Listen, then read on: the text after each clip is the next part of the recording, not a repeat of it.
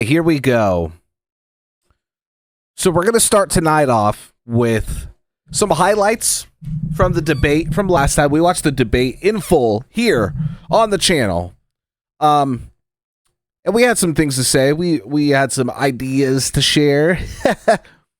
But mostly we just listened because there was a lot of talking that I couldn't pause the live stream. So we're going to watch some highlights. We're going to check those out. That's more like it. Okay. We're going to check out some highlights, and then we're going to watch a couple of videos from the post show that came from a couple other news networks. So yeah, let's see what's going on here. Biggest moments from first GOP debate.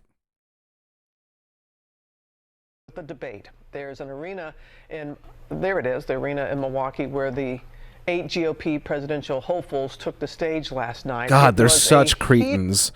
They're such freaks, dude. They're creatures. They're not human. They're creatures.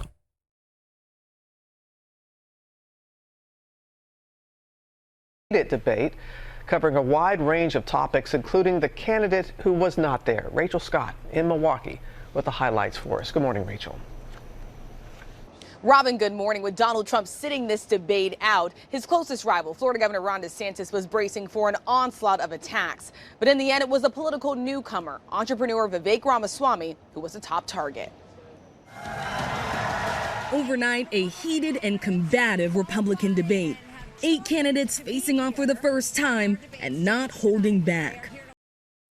Yeah, it was strange because traditionally, basically everybody attacks whoever the front runner is. And Vivek was behind Ron DeSantis when this debate came out, and everyone pretty much left little Rhonda alone. Ron DeSanctimonious. They pretty much left him alone. They went straight for Vivek. Maybe that's because they knew that he was going to overtake Ron in whatever time it may be. But they onslaughted Vivek. I'm the only person on the stage who isn't bought and paid for. Going back and forth being childish is not helpful to the American people to decide on the next leader of our country. This is exactly why Margaret Thatcher said, if you want something said, ask a man. If you want something done, ask a woman. Yeah, that was on the bingo card, by the way, was Nikki Haley reminding you she's a woman. Hearse's Garvey ads. Shaking my damn head. Not subscribed. But the candidate drawing the most attention and criticism, Vivek Ramaswamy, the 38-year-old entrepreneur and fierce defender of Trump, recently seeing a rise in the polls. I'm not sure I exactly understood Mike Pence's comment, but I'll let you all parse that out. For me, it's pretty simple. That's something a U.S. president can do with focus, and I'll deliver on it. Let me explain it to you. Vivek, if I can. He doesn't know what he's talking about, by the way. Like the GOP debates, by the way, have nothing to do with anything that is truthful. Neither of the debates, the Democrat debates aren't either. But keep in mind that these people don't know all the laws just because they're running for president. Like, you think Vivek Ramaswamy knows all the laws? He's like, I can do that if I want to, and I will. And it's like, what do you mean? I don't even remember what this was in reference to, but I remember when he said it, I was like, I don't know if you can do that. Oh, you know what it was? I think it was about banning abortion federally. I'm like, I don't think you could just do that. I think that's untrue. He's like, you can, and I will. It's like, and then Mike Pence is going to try to describe to him how, you can. I'll tell you how you can't, how it works. And then everybody in the audience is just so numbskulled that they're like, boo, shut up. We like the other guy. He's funnier. I'll go slower this time. We don't need to bring in. I love the image of Ron DeSantis in between Vivek Ramaswamy and Mike Pence, just awkward smiling. That's so awesome. I can. I'll go slower this time. We don't need to bring in a rookie. We don't need to bring in people without experience. It was Ramaswamy's first debate. You have no foreign policy experience, and it shows. And you know what? The foreign policy experience that you all have. The businessman trying. Actually, when Nikki Haley went off on Vivek Ramaswamy, that's what earned her like actual actual support after this debate. Like, there were people that were actually like, yeah, I think that she did a great job. And that's literally only because of the foreign policy, like, scolding that she gave Vivek. If he did his unhinged laugh out loud during that, that would have been so sick. Please someone Photoshop that. Please someone Videoshop that. I don't know what that means. But yeah, when Nikki Haley was scolding him, that's the only point that she really was strong in the eyes of GOP voters.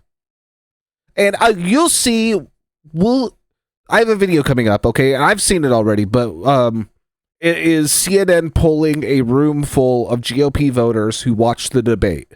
And you'll see kind of how they felt about how this went, okay? And it's not super surprising, but it is funny. It is pretty funny. Tried to address his lack of political experience early on. Who the heck is this? Yeah, it's because he didn't barely say anything, Ghost by Proxy. If you guys remember correctly, he was trying to play the middleman on every single question. He didn't want to answer anything, to the point where when they asked if they would support Donald Trump, even though he was in all these legal battles, he looked around and waited to see what everybody else was voting for before he raised his hand. Like, he was playing coward on this. And I don't know if that's because he knows that he's cooked and he's just trying to ride it out so he can get like a cabinet position or something, or if he's just an idiot. He told a story about some mom kid he knew. He told two stories, okay? The first one he said he knew a mom whose daughter took one fentanyl pill and then died instantly. Not even joking. He said that she died instantly from taking one fentanyl. Okay, which is funny. I loved that. And then the other one was he has a friend who survived 2 abortions and was laid out in a pan, and then her grandmother came and nursed her back to health so that she could be so she could grow into a person, which is also not true. Like, that's impossible. Just like a fetus in some sort of a pan, and there's like some old lady that's like, I will nurse you back to health. Like, that's how it works. It was a fent-laced perk. Oh, that's right, it was a perk. She took one perk and she died instantly. But the GOP voters eat that shit up a little bit. They believe that. Even if they don't like Ron DeSantis, they believe that those stories are true. Like, why would he lie about those? Like we look at that, we're like, yeah, that's obviously a lie. Because that doesn't happen. It's impossible. But some GOP voters will look at that and be like, oh my God, that's horrifying.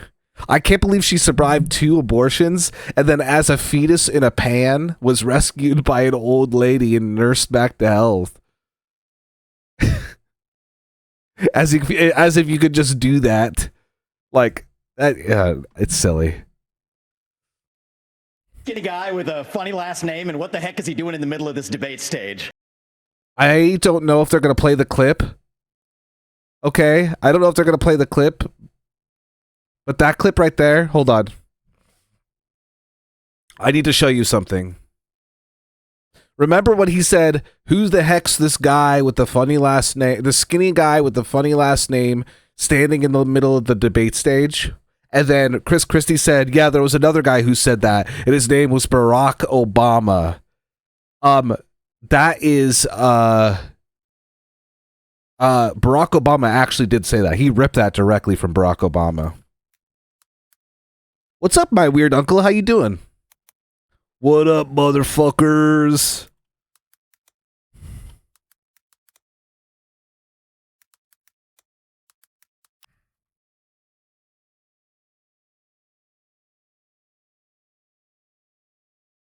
I don't know if I can find the clip.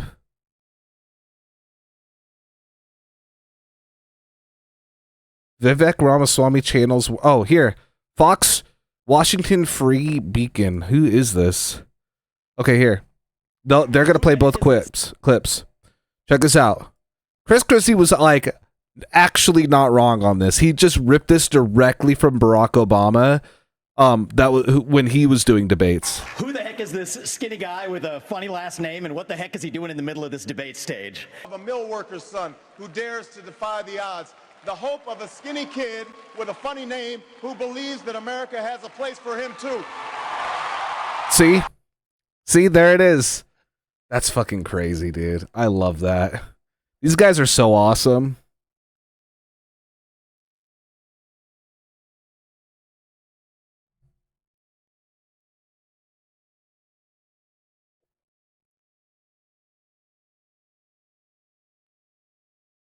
Is desktop audio quieter in OBS or something? That video was just quiet as fuck. This video should be a little louder. Here, I'll turn it up a little bit. I'll tell you, I'm not a politician. That line later called out by former New Jersey Governor Chris Christie. I've had enough already tonight. Yeah, because Vivek is an absolute cretin and a monster. All of these guys are, don't get me wrong. He is just also one of those. He's a billionaire tech guy, okay, but he's also been invested in, he started gaining prominence, like fame, because he was invested in cancer research, and he pulled all of his money out of cancer research because the company went woke. He's a monster. He's like, no, I think I don't want the cure to cancer anymore because you're woke now. And that's it. And like, it's fucking crazy. Like, he's just a bad person. And all these guys are bad people. If Chris Christie is like the most agreeable person on the stage, then you are so fucked. Cancer went woke. Yeah, that's literally what happened. He talked about it in an interview with, I forgot what her name is. But it was like there was a video that came out before he announced his run for president where they were talking about a new website where you can buy things online and not have to worry about supporting woke companies. And he did an interview for it where he talked about how he pulled out of his cancer research company because they went woke, which is so funny. Like people are getting grifted so hard that they're just paying premium prices to get the same products that you would get anywhere else, just without the woke branding. Yeah, exactly. If Chris Christie is the most reasonable person on the stage, you are so fucked. It's so over. It's so over. Night of a guy who sounds like ChatGPT standing here. He was waiting to use that one all night, by the way. You know, like look at his little smile. He practiced that one in the mirror. PT standing up. Yeah, he starts to smirk a little bit. He's like, yeah, I know that was good. Here. And the last person in one of these debates, Brett, who stood in the middle of the stage and said, "What's a skinny guy with an odd last name doing up here?" was Barack Obama. But the candidate who earned the center spot on the stage, Florida Governor Ron DeSantis, did not stand out from the rest of the pack. Our country is in decline. Penny in a pan story. Okay, let's take a look at this. Here's Ron DeSantis' story about penny in a pan. They told at the debate. Last night's Republican debate, you obviously saw the part where Ron DeSantis brought up this bizarre story of a woman named Penny and how she was discarded in a pan. But if you didn't, That's so funny. Let's go ahead and watch that moment, shall we? I know a lady in Florida named Penny. She survived multiple abortion attempts. She was left discarded in a pan. Fortunately, her grandmother saved her and brought. That's just so funny to me. Like, it would have sounded like more normal if he said like the garbage or something. But it feels like he's using odd language for this. I know a girl in Florida who has survived 2 abortion attempts and was discarded in a pan. It sounds like they're going to cook her up. And brought her to a different hospital. But the real issue is the penny in a pan story true? And the answer is not really. Not and for that, really. We can thank Penny herself. Because you see, Penny has told this story multiple times over the years. In fact, here on YouTube, Thank you, Mothman. Here's a video from 3 years ago, and here's a video from 9 years ago, where she tells essentially the same story with a little bit of differences. So first, let's listen to this one from 3 years ago. My mother entered the local clinic, Wauchula Infirmary, with complications at 23 weeks. She was extremely ill and experiencing spotting, but the doctor arrived at the clinic in his pajamas and night shoes. After examining my mother, he listened for her heartbeat and he said, "I do not hear a heartbeat. We're going to have to abort." He induced the abortion by giving my mother a shot. He looked at both my parents and he said, "You do not want this baby to live. If it lives, it will be a burden on you all of your life." Before returning home, he looked at the nurse and he gave her orders to discard the baby, dead or alive. When I came into the world weighing 1 pound 11 ounces, the nurse wrapped me in a face towel, placed me in a bedpan on the back porch of the clinic. My grandmother and my Aunt Ruby came down to visit with my mother. My grandmother, later described by my father, went into orbit when she found out that I was alive. She was so upset about the circumstances that she contacted the local police. The nurse who cared for my mother volunteered to transport me to Morale Hospital in Lakeland, Florida. So this February 2020 version of the story has a lot of elements that are the same 6.5 years earlier, but one thing that it doesn't have is all of these specific lines from the doctor that makes him seem especially evil. And also, there's one thing about the bedpan in the story from 2013 that's a little different. Let's listen to that. Now keep in mind that this hospital, what I call a hospital, is not the hospital we have today. It was converted a 2-story house with a back porch.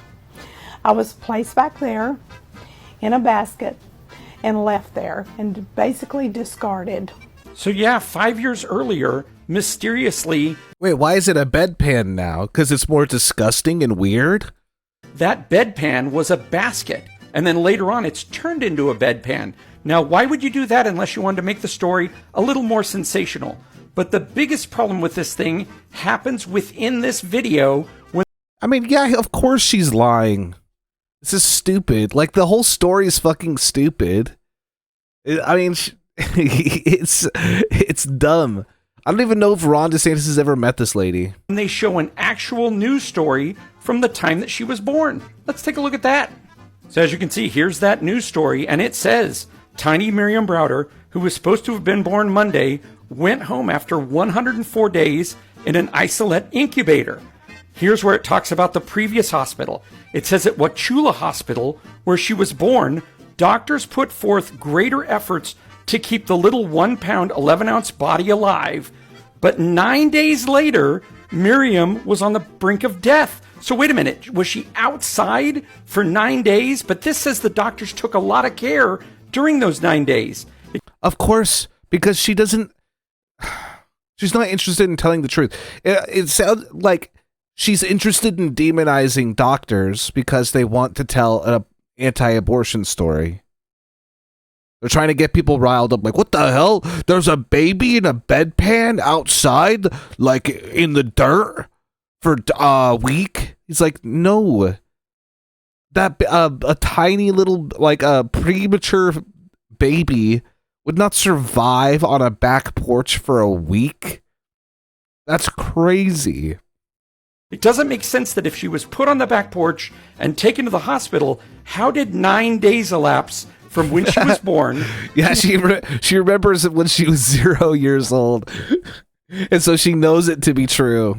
When she went to the bigger hospital. And if you need further evidence of these 9 days, it says right here, she was born on November 20th, 1955. And in Penny's own words, she tells you when she came home from the hospital. I stayed there for 3.5 months. I came home on March 12th, 1956. So yeah, if we calculate the days between those two dates, her birthday, November 20th, 1955, and when she went home, March 12th, 1956, we get 113 days. So again, Penny would have you believe that a 23-week baby who weighs just 1 pound and 11 ounces spent 9 days on the back porch of a hospital before her grandmother takes her to the bigger hospital so she could be in an incubator. It just doesn't make any sense. It just sounds so funny that they're like, yeah, I left the baby in the bedpan and threw her on the back porch of the hospital.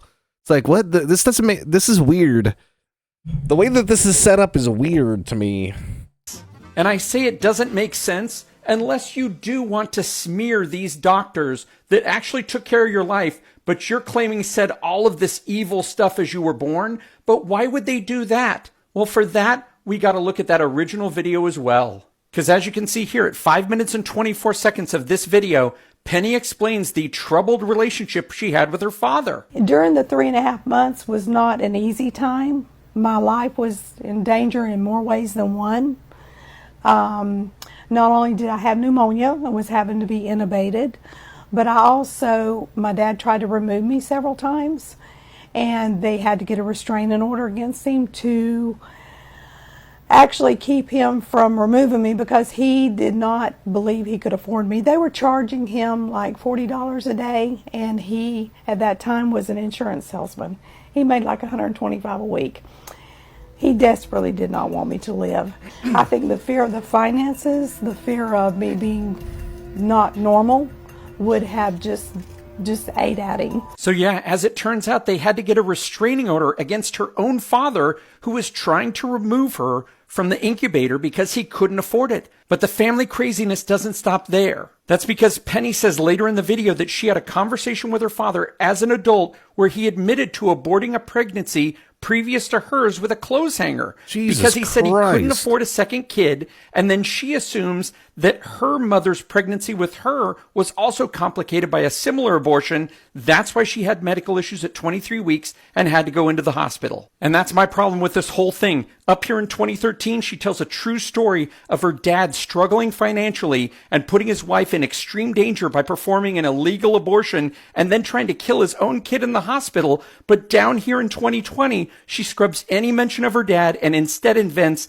an evil doctor who's telling the parents they have to abort her, and he's going to put her out on the back porch. So there you have it. That's one of the stories. The other story is also not true, but we don't need a fucking video to tell us that. So this was in the 50s before Roe, so no hospital will do an abortion.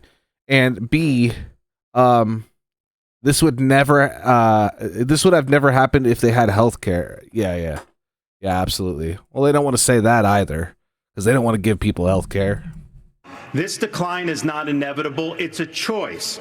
We need to send Joe Biden back to his basement. The sparring on stage ranged from foreign policy to clashing over abortion restrictions. Can somebody tell me what the Joe Biden's basement thing is? Is that something that I just can't? I like Joe Biden. What's the Joe Biden basement thing?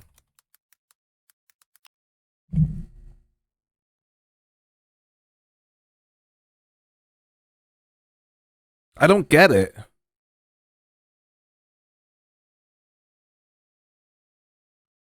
I don't get what they're talking about. Would you sign a 6-week ban federally? I'm going to stand on the side of life. I am on the record, and I stand behind that we should not have a federal abortion ban. We need to stop demonizing this issue. But there was some consensus. Nearly every single candidate agreed former Vice President Mike Pence did the right thing on January 6th. DeSantis ready to move on. And I kept my oath to the Constitution that day. There's no more important duty. So answer the question. I've answered this before. So yes. Why are we? Mike did his duty. I got no beef with him. But here's the thing. This is so funny. He's so pathetic. He's like, oh, I've got no beef with you. Mike did his thing, and I've got no beef with him. So yes. Why are we? Mike did his duty. I got no beef with him. But here's the thing: is this what we're going to be focusing on I'm relieved. going forward? The rehashing of this. About an hour into the debate, the focus turned to the candidate who was not on the stage, the frontrunner, former President Donald Trump, now facing 4 indictments and 91 charges. Would you still support him as your party's choice? Please raise your hand if you would. Almost all of the candidates. See, that's the moment right there. Did you catch it? Did you catch it? Watch Ron DeSantis. Watch him pathetically looking around to see what everybody else says so he doesn't say the wrong thing. Your party's choice. Please raise your hand if you would. Almost all of the candidates eventually. It took him so long. Raising their hands. Whether or not you believe that the criminal charges are right or wrong, the conduct is beneath the office of President of the United States.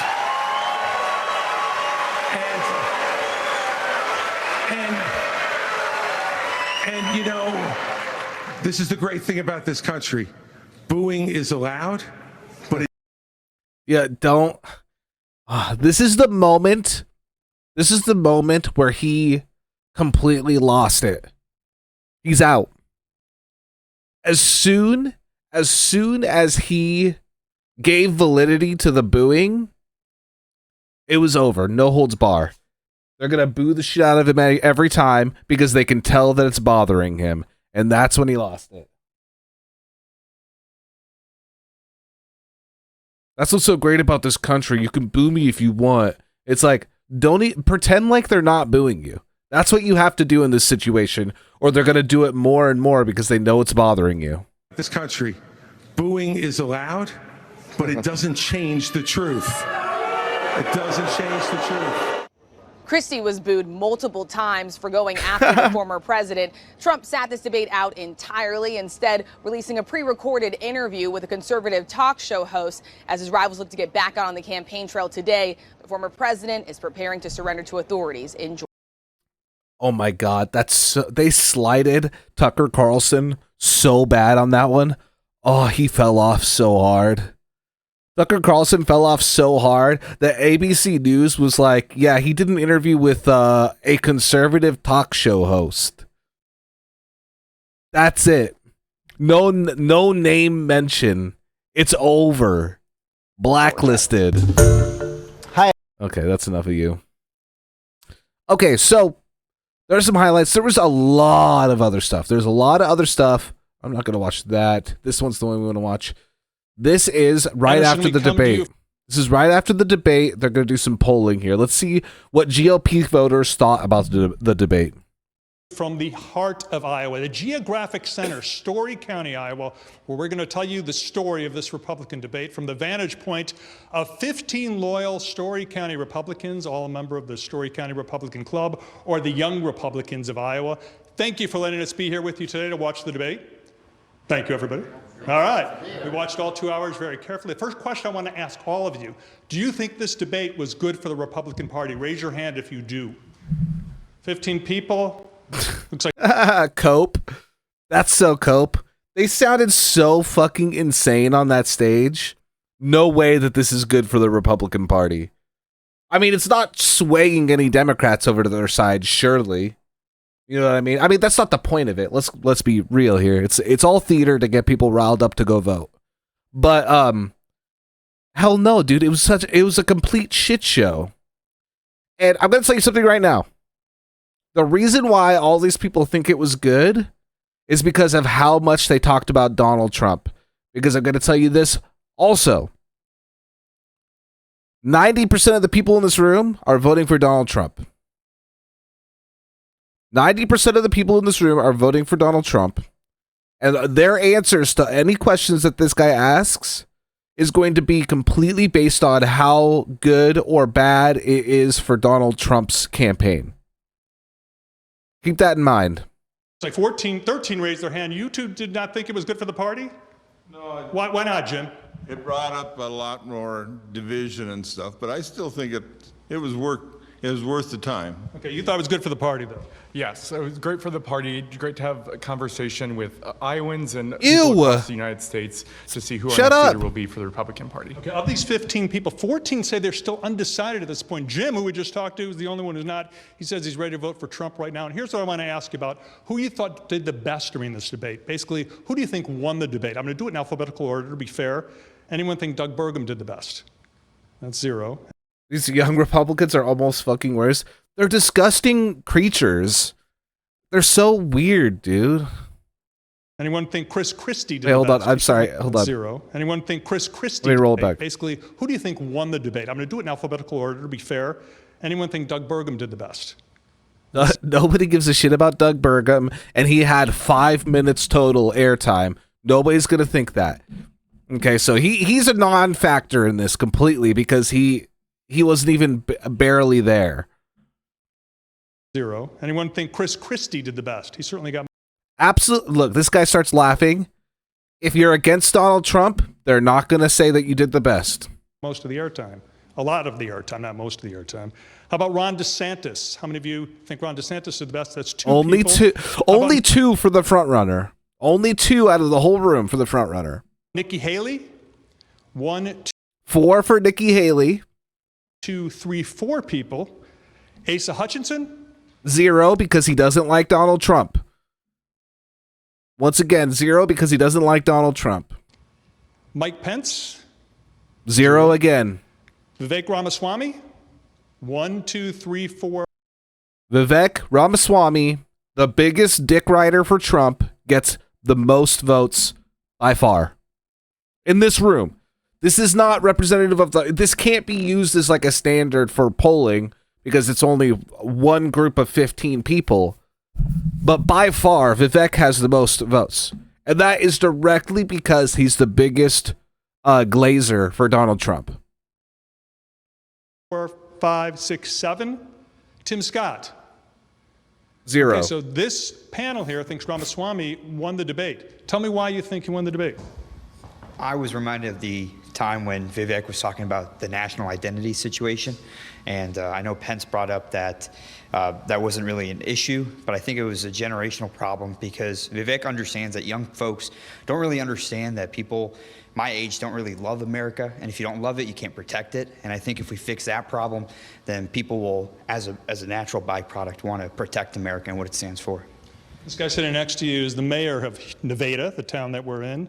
This is Brett Barker. Mayor, you picked Nikki Haley. She came in second place. This is the mayor? This is the fucking mayor? In our informal, non-scientific poll here, tell me why you think she'd well. Well, I think out of all the candidates, she really had moments that stood out. I don't think she had moments that harmed her, and she came across as poised and confident, prepared. And I think out of the candidates, I think she helped herself the most tonight. Christie talked a lot. He was anti-Trump. Tell me why you didn't like what Christie had to say. He was just... That is a curse. Argumentative, pretty much, and out after Trump. You don't think there was any logic to what he said, though? I think it was a lot of revenge. A lot of revenge. Okay. What do you think? These guys, I wish he would have asked them first if they thought that Trump should go to prison. That bearded dude had the worst vibes. Yeah, he's the mayor. I wish they would have asked them first if they think Trump should go to prison before they asked him all these questions. Because I think nobody would raise their hand, actually. I was going to say like maybe one or two, but I don't think any of them would actually raise their hand. They would say that like, he's being childish, but he didn't do anything illegal. What's that tweet? What? So it's illegal to make plans with your friends now? Any of you was the big moment of this debate? Any of you have a big moment in mind? This gentleman right here, I'm going to walk over to you. Excuse my reach, Jim. Sorry about that. Well, for me, it was when DeSantis let Vivek get to his right on Ukraine. And if DeSantis' whole goal here is to beat Trump, he's going to have to meet Trump on that issue. And so ultimately, if DeSantis is willing to do that, then I see Vivek as the clear winner there. So does anyone here, as I was saying, 14 of you were undecided when this started. Are any of you, after one debate, closer to saying, I know who I'm going to vote for? Raise your hand if you're a little bit closer. This gentleman right here, tell me who you're closer to voting for or supporting in the Iowa caucuses. There's a few, probably Nikki Haley and Donald Trump. And then also Vivek Ramaswamy. I think that he kind of went in there as a bulldog a little bit, and I don't. What he's saying right now is he is okay with a couple of the other people if he can't vote for Trump. That's what the breakdown of this is. Oh, maybe Nikki Haley or Trump, or I think I kind of like Vivek Ramaswamy. He's just saying, like, I know a little bit more about the people who aren't Donald Trump if I can't vote for Trump. That's it. I don't think that's a bad thing. Who else raised their hand about that? This gentleman right here. Once again, excuse me. Who are you closer to supporting in the caucuses? So for me, I'm closer to Vivek. I mean, just the more and more I've heard of this guy, I'm one of the people, I knew nothing about him, didn't even know he existed, thought he had a funny name. Then the more and more I've heard of this guy, the more it's like he has good opinions, he has good policies, he says a lot of what he believes, and he's willing to discuss that with people if they disagree with him, and I really respect that. Let me ask you, Christie and Mike Pence said... What is he talking about, the anti-trans video that came out where he's talking to a pansexual about trans people? That's what he's like, oh, he's willing to have a discussion with people he disagrees with. And he's probably talking about that video that went viral where the pansexual was like, how do you feel about gay marriage? And he's like, I hate trans people. And that's it. That was the whole video. Doesn't make any sense. Agree with him, and I really respect that. Let me ask you, Christie and Mike Pence had quibbles with him. They thought he was a little programmed. Does that mean anything to you that they said that? I don't know. I feel like Chris Christie especially is just kind of there to be a human wrecking ball and just kind of knock people out of the race. This gentleman was nodding his head. Did you think so? Yeah, I honestly didn't know too much about Vivek before. I know he's flip-flopped on a couple issues thus far. I appreciated him getting into it with both Pence as well as Chris Christie because I thought they made him look kind of fake and kind of just like he wants to go with whatever the top polling issue is. That's what he wants to do at the time. Final question for you, and this man wasn't at the debate. His name is Donald Trump, so we wanted to devote most of our time to the people who were at the debate. But how many of you think Donald Trump hurt himself by not being part of this debate? Raise your hand, please. 1, 2, 3, 4. How many of you think he helped himself by not being at the debate? Most of you. Why do you think he helped himself? And this is Deborah. She's the leader of the Young Republicans here, the chapter here. Well, he doesn't need to come and defend himself, but we already know what he's all about. We already know what Donald John Trump is all about, and he's got too much on his plate right now to waste his time with these coattail riders. The Iowa Young Republicans. Tell me why you think he helped himself. I think he helped himself just because he wasn't able to say anything that people would use against him in the general election, and he's able to kind of run off his record and not worry about being seen as bombastic or something negative. Thank you, Deborah, and thank you all of you for talking to us. Is she on opiates or something? Dude, look at her eyes. Holy shit. She didn't say that at all. That was my prediction, but she didn't say that at all. But I believe that a lot of people would think that way. But she looks like she's high as fuck when the edible hit. Am I wrong? Does she not look like she's so fucking high? She's a nurse. Maybe she was dipping into the pills a bit. I'm sorry, that's not a rumor I want to start. That's stupid. So did you mean the mayor's in the group sitting? Yeah, he's the guy with the beard. That's what he said. Hold on, where is it? Where is he? Right here. This guy's the mayor of the city that they're in right now. Nevada, Iowa. This guy with the beard is the mayor of Nevada, Iowa. Oh, fuck him. Okay, yeah. Giving racist small business owner vibes? Yeah. I think that is an assessment that could be made. So anyways, before we move on from the debate night stuff, let's watch a short clip from the interview that Donald Trump gave to a conservative talk show host, as ABC News puts it. We'll watch a small clip from this and then we'll move on. But I thought it was. I don't know if any polls or polling is out right now post debates. I'm sure it will be out it's either out or will be out very soon. But I'm predicting that Vivek Ramaswamy will be pulling ahead of Ron DeSantis. But that's why I wanted to show that clip. So let's see this one. And we have to face the fact that Trump is the most disliked politician in America. We can't win a general election that way. Welcome back. That was Nikki Haley earlier tonight, and perhaps the most direct attack on the former president during the debate tonight. Tonight's debate was at times surprisingly light on any focus on Trump, something his campaign perhaps had counted on. The former president appeared in a pre-recorded interview. Hello, Purtle. Welcome in. Strategy by his campaign. Joining me now, we have Vaughn Hilliard. He's in Atlanta, where the former president will be surrendering to authorities at the Fulton County Jail tomorrow. Is this guy high too? Is it just TV cameras? This guy looks like he's like a giggle monster, and he's fucking stoned out of his mind. He looks like he's trying not to laugh. And Vaughn, this was a choice. The former president could have done this last week, could have done it Monday or Tuesday before the debate. What's going Not on? An accident that this is happening at the end of the week after the debate, because I think what happens in Milwaukee, they hope stays in Milwaukee. I'm gonna tickle him.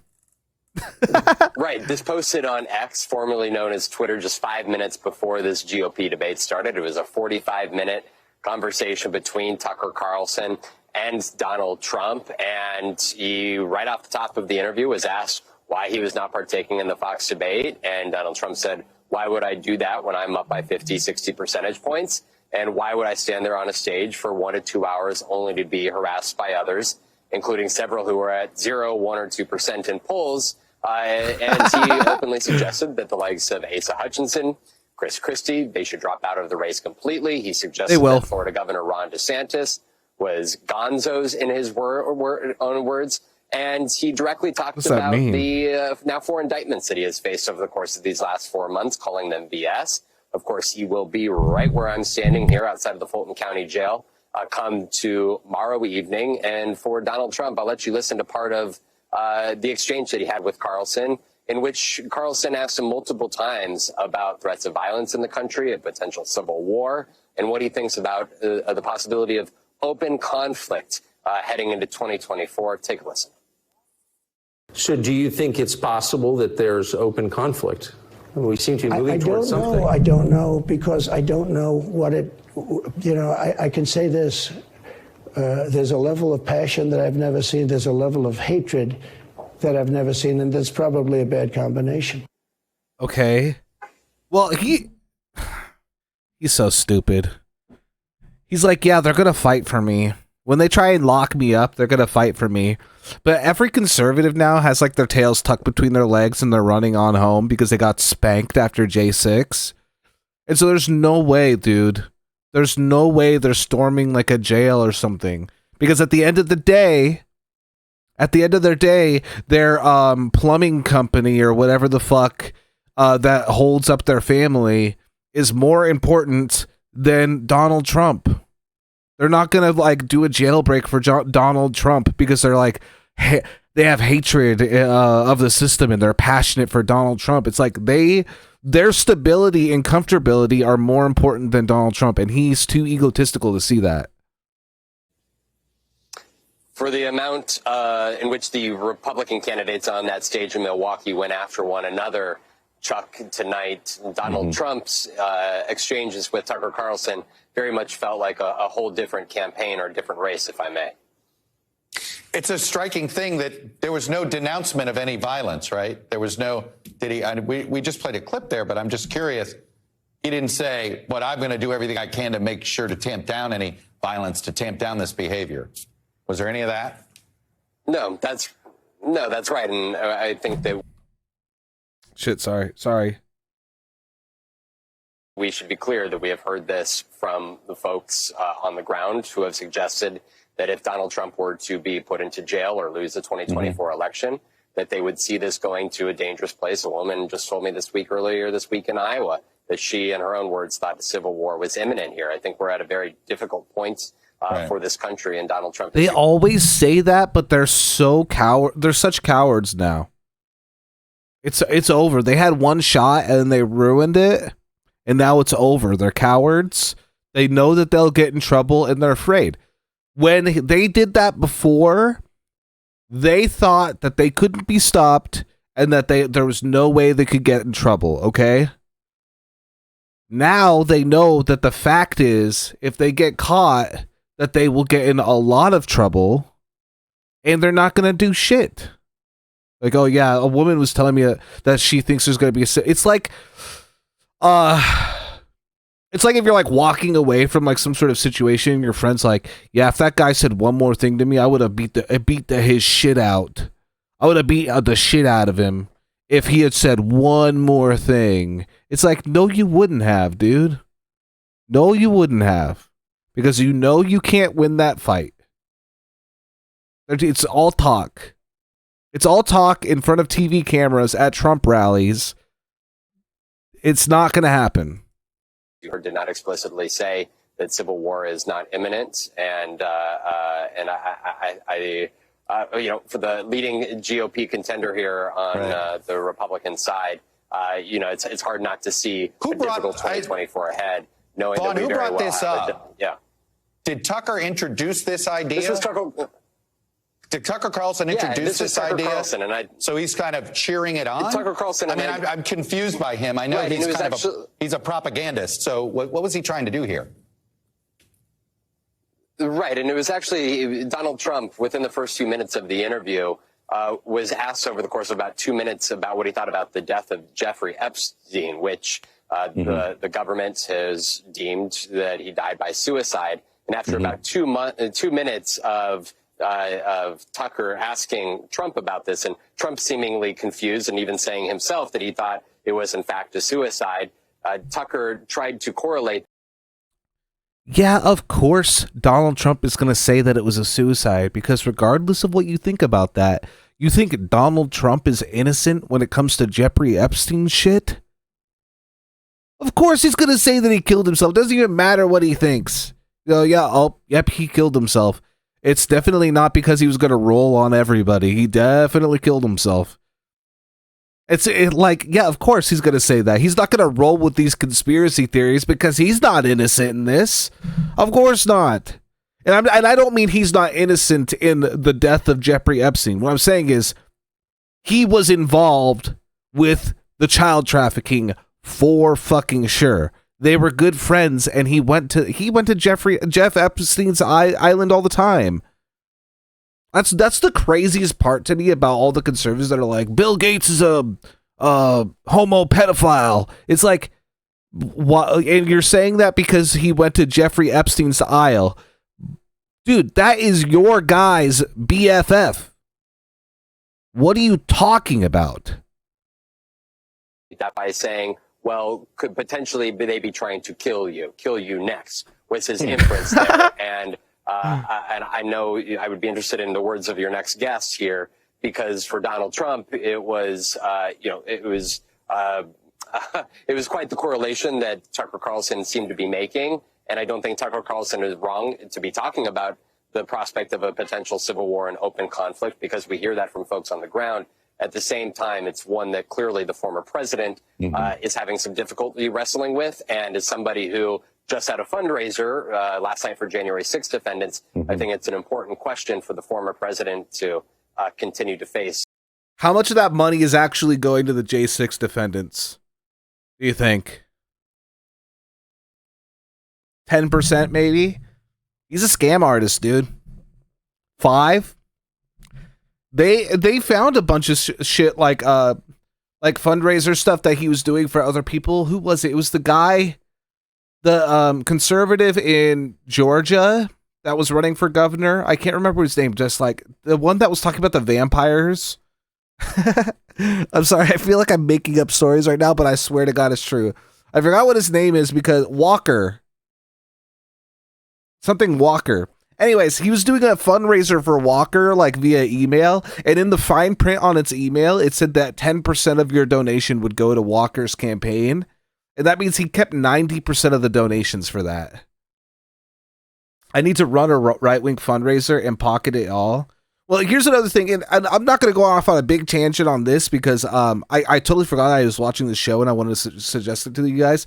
This is a scam that has been used over and over again since the late 90s in telemarketing.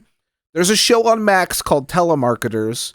If you have Max, or you can find the show, the first 2 episodes are out right now. It is about a scam that's very much like that kind of revolutionized telemarketing. But Donald Trump is using the same tactics where he pretends that he's fundraising on the behalf of somebody, and then he keeps all the money. He's a very selfish person. So anytime that he says that he's doing something for someone else, he has ulterior motives, for sure.